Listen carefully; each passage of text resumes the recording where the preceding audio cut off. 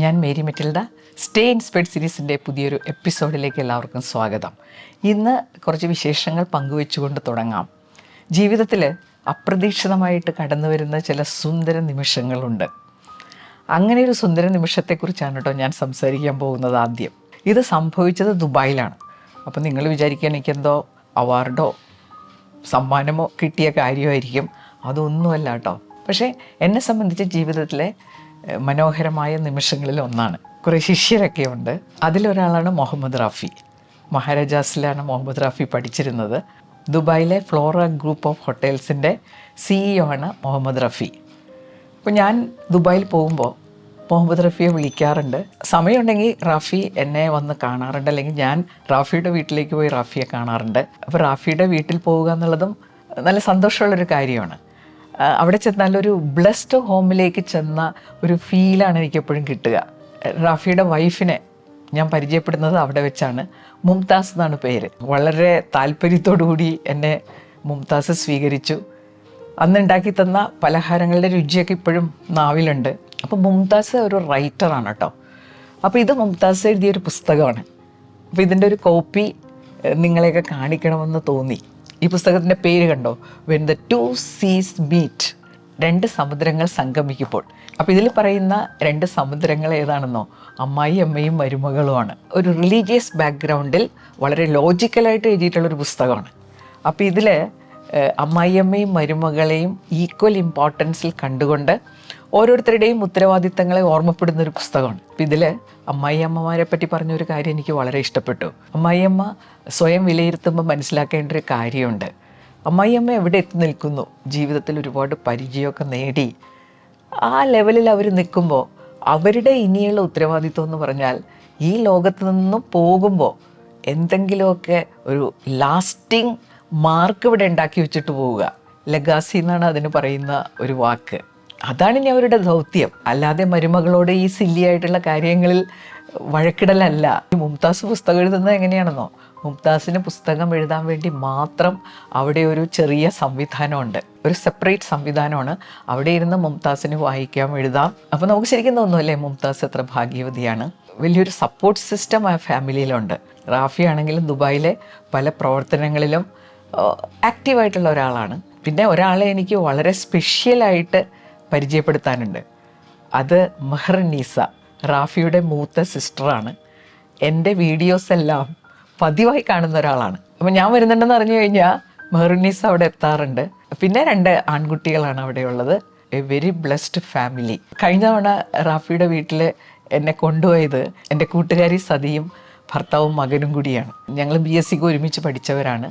സതിയുടെ മകൻ ദുബായിലുണ്ട്. സതിയും ഭർത്താവും made for each other കപ്പിളാണ്. അദ്ദേഹത്തിൻ്റെ പേര് വിശ്വനാഥൻ. സതി സ്നേഹപൂർവ്വം വിശ്വൻ ചേട്ടൻ എന്ന് വിളിക്കുന്ന വിശ്വനാഥൻ. ഞങ്ങൾ അവിടെ ചെന്ന് ഇങ്ങനെ സംസാരിച്ചുകൊണ്ടിരുന്നപ്പോൾ വിശ്വൻ ചേട്ടൻ ചോദിച്ചു, ടീച്ചറോട് ഇത്ര അടുപ്പം വരാൻ എന്താണ് കാരണം? റാഫി അതിന് പെട്ടെന്ന് മറുപടി കൊടുത്തു, ടീച്ചർ വളരെ ജെന്വിനാണ്. ഞാൻ ശരിക്കും ത്രിൽഡായി എന്ന് പറയാം കേട്ടോ. ടീച്ചർ ഞങ്ങളുടെ പ്രിൻസിപ്പലായിരുന്നു, അല്ലെങ്കിൽ ടീച്ചർ നന്നായിട്ട് പ്രസംഗിക്കുമെന്നോ അല്ലെങ്കിൽ വേറെ പല കാര്യങ്ങളും എന്നെക്കുറിച്ച് പറയാമായിരുന്നു. പക്ഷെ അതൊന്നും പറയാതെ ഈ ഒരു കാര്യം പറഞ്ഞത് എന്നെ ഒരുപാട് സന്തോഷിപ്പിച്ചു.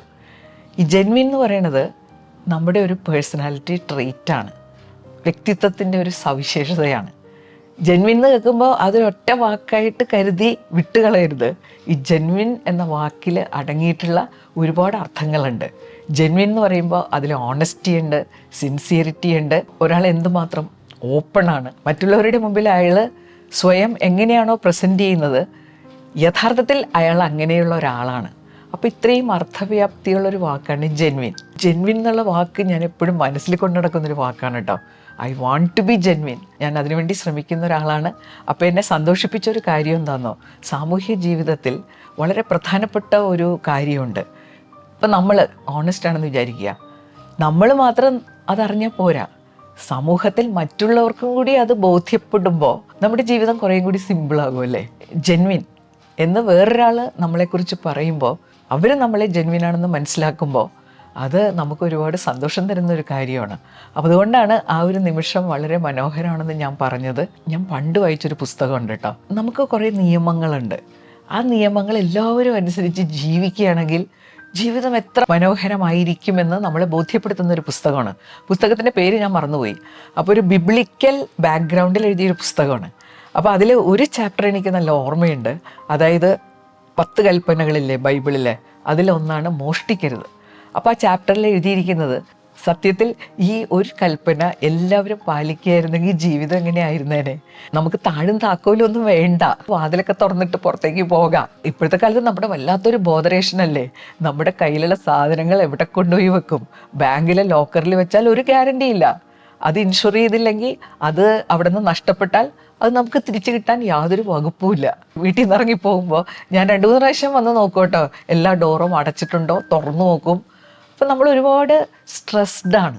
ഈ നിയമം എല്ലാവരും പാലിച്ചിരുന്നെങ്കിൽ നമ്മൾ എത്ര സ്ട്രെസ്ഡ് ഫ്രീ ആയേനെ അല്ലേ. നമ്മളെല്ലാവരും ജെന്വിൻ ആയിരുന്നെങ്കിൽ ജീവിതം എത്ര മനോഹരമായേനെ.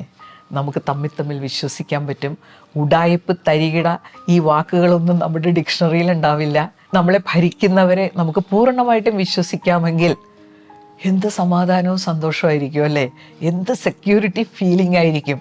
ഇതൊക്കെ പറയുമ്പോൾ നിങ്ങളിൽ ചിലരെങ്കിലും വിചാരിച്ചേക്കാം, ഈ നടക്കാത്ത സ്വപ്നങ്ങൾ പറഞ്ഞ് വെറുതെ സമയം പാഴാക്കണോ? പക്ഷേ ഇതൊക്കെ നടക്കുന്ന സ്വപ്നങ്ങളാണ്. ചെറിയ ചില കാര്യങ്ങൾ ശ്രദ്ധിച്ചു കഴിഞ്ഞാൽ നമുക്ക് ജെന്വിൻ ആകാം. അപ്പോൾ ഇന്ന് നമ്മൾ ചർച്ച ചെയ്യാൻ പോകുന്നത് ഹൗ ടു ബി ജെന്വിൻ.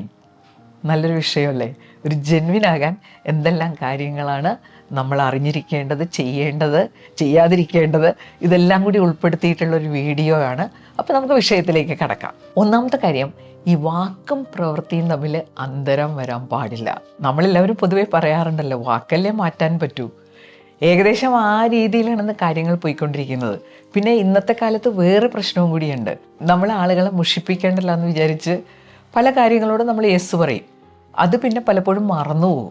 അങ്ങനെയൊക്കെ സംഭവിക്കുമ്പോൾ വാക്ക് പാലിക്കാത്ത ഒരാളാണെന്നുള്ളൊരു ഇംപ്രഷനാണ് നമ്മൾ ഉണ്ടാക്കിക്കൊണ്ടിരിക്കുന്നത്. അപ്പം മറ്റുള്ളവരെ സന്തോഷിപ്പിക്കാൻ വേണ്ടി നമ്മൾ കൊടുക്കുന്ന ചില വാഗ്ദാനങ്ങൾ നടക്കുമെങ്കിൽ മാത്രം വാഗ്ദാനങ്ങൾ കൊടുക്കുക. ഇനി നമ്മൾ ചിലപ്പോൾ നല്ല ആഗ്രഹത്തോടു കൂടി കൊടുത്ത ഒരു പ്രോമിസ് ആയിരിക്കാം, ചില കാരണങ്ങൾ കൊണ്ട് അത് നടക്കാതെ വരുന്നുണ്ടെങ്കിൽ അവരോട് പറയണം, അത് ഇപ്പം ചെയ്യാൻ നിർവാഹമില്ല. ചില ആളുകളും മിണ്ടാതിരിക്കും, ഞാൻ അങ്ങനെ പറഞ്ഞിട്ടില്ലേ എന്നുള്ള മട്ടിൽ.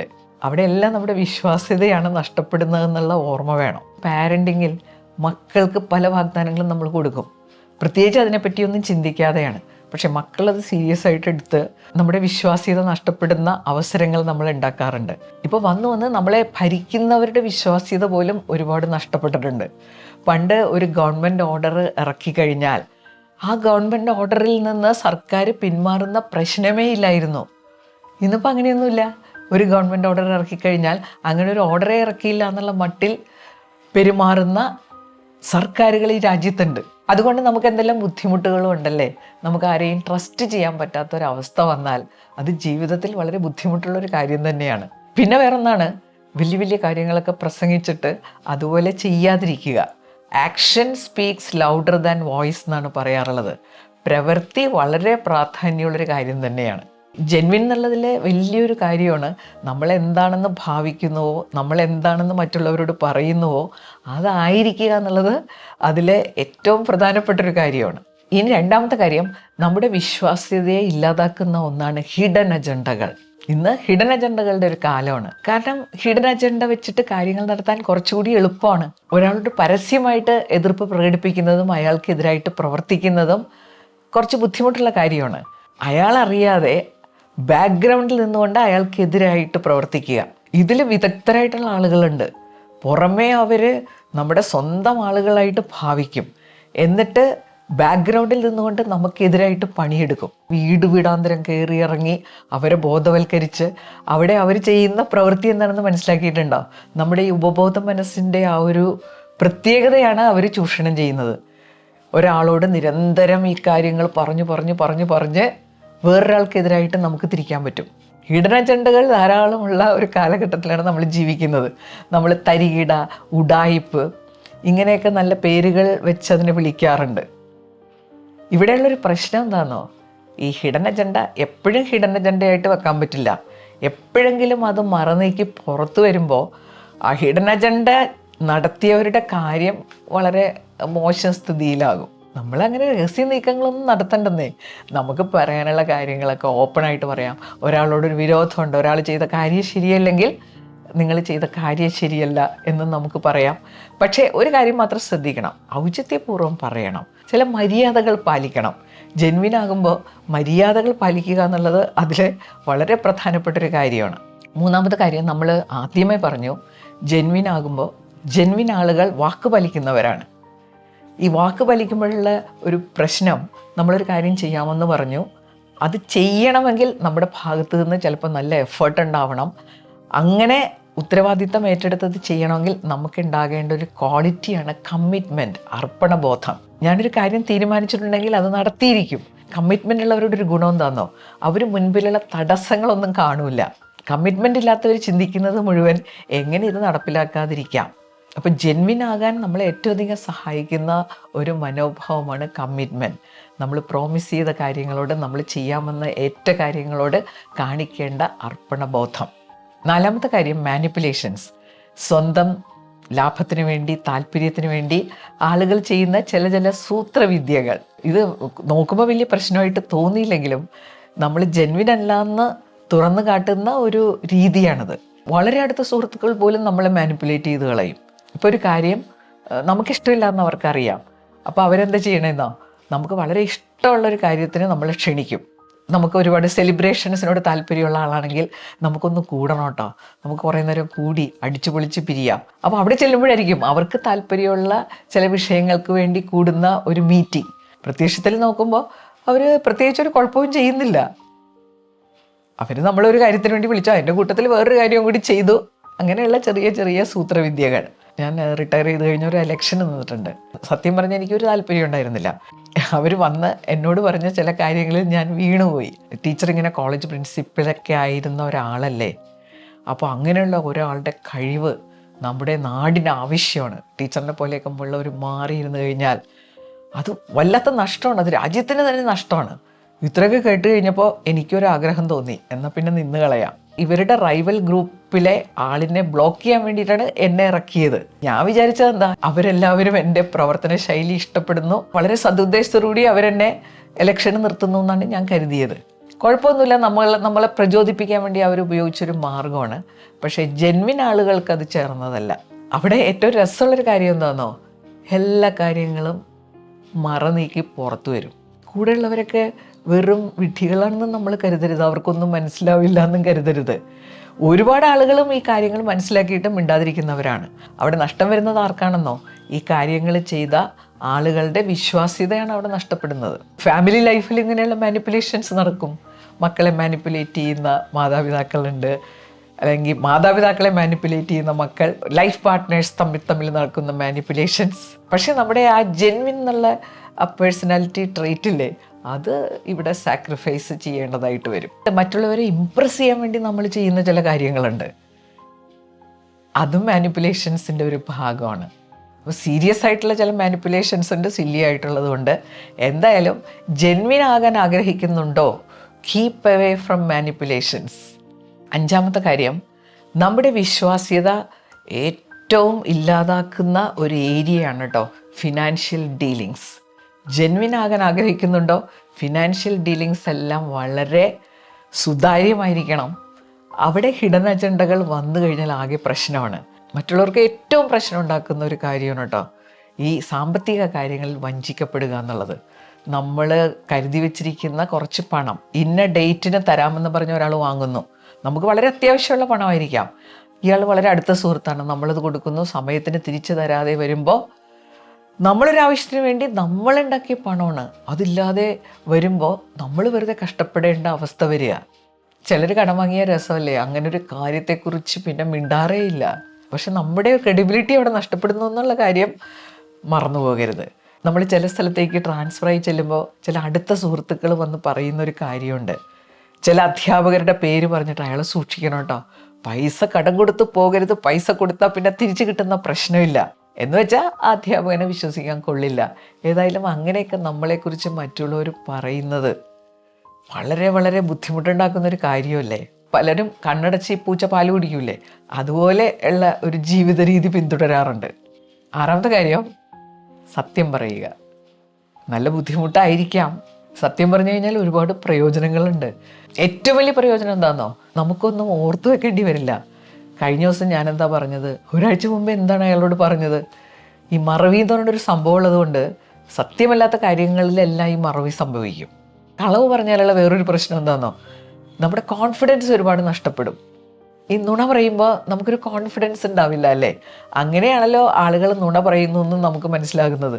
അവർ നമ്മുടെ മുഖത്ത് നോക്കി കണ്ണുകളിലേക്ക് നോക്കി സംസാരിക്കില്ല.